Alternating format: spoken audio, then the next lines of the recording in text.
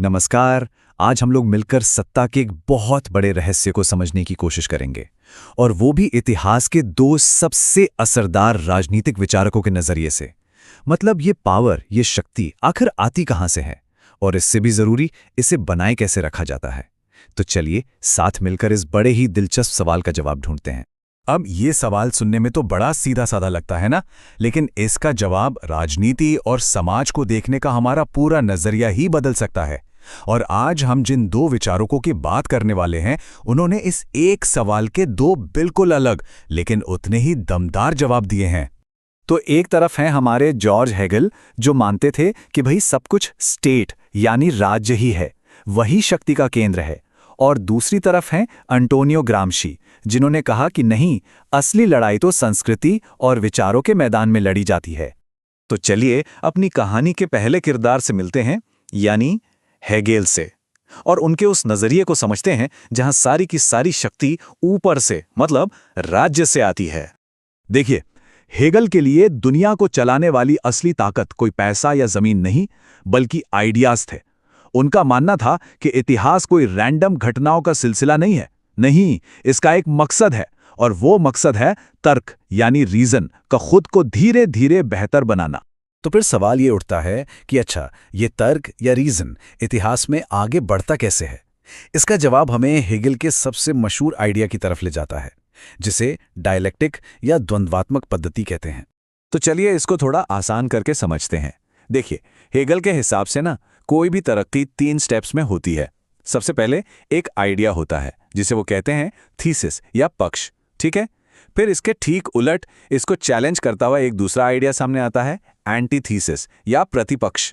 और जब इन दोनों में कह लीजिए एक तरह की टक्कर होती है, तो उसे एक नया और पहले से बेहतर आइडिया जन्म लेता है। इसी को कहते हैं सिंथेसिस या संश्लेषण। और ये साइकिल, ये पहिया बस चलता रहता है, और इसी से इतिहास आगे बढ़ता है।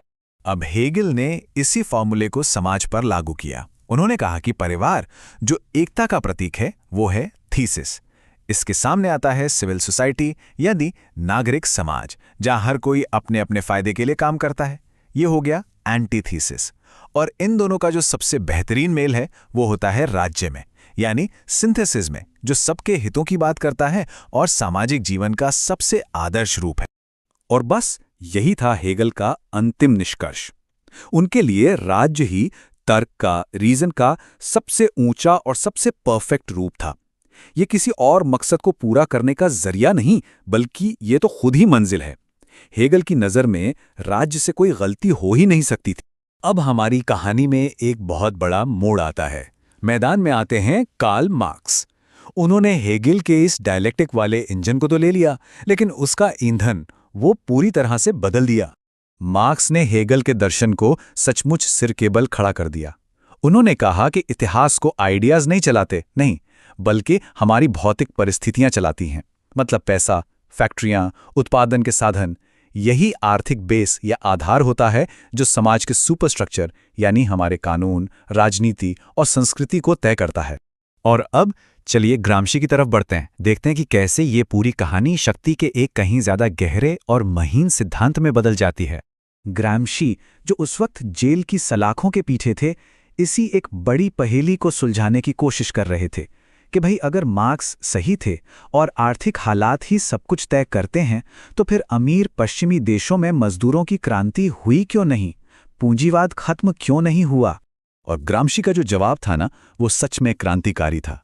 उन्होंने कहा, देखिए, पावर का मतलब सिर्फ जोर जबरदस्ती या डंडा चलाना नहीं होता। असली पावर तो तब होती है जब जिस पर जुल्म हो रहा है, वो खुद ही जुल्म करने वाले की विचारधारा को सही मान ले, उससे सहमत हो जाए। और इसी कमाल की चीज को उन्होंने नाम दिया आधिपत्य, या जैसा कि हम सब जानते हैं, हेजेमनी। तो ये सांस्कृतिक लड़ाई, ये हेजेमनी वाली लड़ाई लड़ी कहाँ जाती है? सरकार में नहीं, ये लड़ी जाती है हमारी रोजमर्रा की जिंदगी में, हमारे स्कूलों में, मीडिया में, चर्च और मंदिरों में। यही वो जगहें हैं जो हमारी सोच को, हमारी समझ को आकार देती हैं। असल में असली कंट्रोल तब हासिल होता है जब शासक वर्ग की सोच, उनका दुनिया को देखने का नजरिया आम जनता का कॉमन सेंस बन जाता है। मतलब लोगों को लगने लगता है कि हाँ, दुनिया तो ऐसी ही चलती है। ये कोई जबरदस्ती नहीं है, बल्कि एक तरह की मानसिक गुलामी है जहां रस्सियां दिखती नहीं है। इसी समझ के आधार पर ग्रामशी ने क्रांति की दो अलग अलग रणनीतियां दी। एक थी वॉर ऑफ मूवमेंट, यानी सीधे सीधे राज्य पर हमला कर दो, जैसा रूस में हुआ। लेकिन उन्होंने कहा कि पश्चिम में, जहां सिविल सोसाइटी यानी ये स्कूल मीडिया वगैरह बहुत मजबूत हैं, वहां वॉर ऑफ पोजीशन लड़नी पड़ेगी। मतलब संस्कृति के मैदान में एक लंबा और धीमा युद्ध, एक एक इंच जमीन के लिए। तो इस सांस्कृतिक जंग को लड़ेगा कौन? ग्रामशी का मानना था कि इसके लिए मजदूर वर्ग को अपने खुद के बुद्धिजीवियों की जरूरत होगी। ये होंगे ऑर्गेनिक इंटेलेक्चुअल्स, मतलब वो लोग जो उन्हीं के बीच से आएंगे, उनकी भाषा बोलेंगे और उनके लिए एक नया कॉमन सेंस गढ़ेंगे, एक काउंटर हेजेमनी तैयार करेंगे। ग्रैमशी का ये बहुत ही शक्तिशाली कथन है। ये उस मुश्किल और खतरनाक दौर के बारे में बताता है जब पुराने विचार तो दम तोड़ रहे होते हैं, लेकिन नए विचार अभी तक ठीक से अपनी जगह नहीं बना पाए हैं। वो एक बहुत ही उथल पुथल का समय होता है। तो चलिए अब इन दोनों सिद्धांतों को आमने सामने रखते हैं और इनकी एक आखिरी तुलना करते हैं। तो हमने शक्ति के दो बिल्कुल अलग मॉडल देखे। एक तरफ है हेगेल, जिनके लिए शक्ति ऊपर से नीचे यानी टॉप डाउन आती है, और एक सर्वशक्तिमान, कभी गलती न करने वाले राज्य में बसती है। और दूसरी तरफ है ग्रामशी, जिनके लिए शक्ति नीचे से ऊपर यानी बॉटम अप काम करती है। वह समाज के ताने बाने में, हमारे संस्कृति में और हाँ, हमारे दिमागों में घुली हुई है। तो अब सवाल यही बचता है, आज की दुनिया को देखकर क्या लगता है, कौन ज्यादा शक्तिशाली है, हेगेल का राज्य या फिर ग्रामशी का नागरिक समाज? क्या असली शक्ति सरकार के कानूनों और उसकी सेना में है, या फिर उन विचारों में जो मीडिया, सिनेमा और स्कूलों के जरिए हम तक पहुंचते हैं और हमारा कॉमन सेंस बन जाते हैं? इस पर सोचना वाकई दिलचस्प होगा।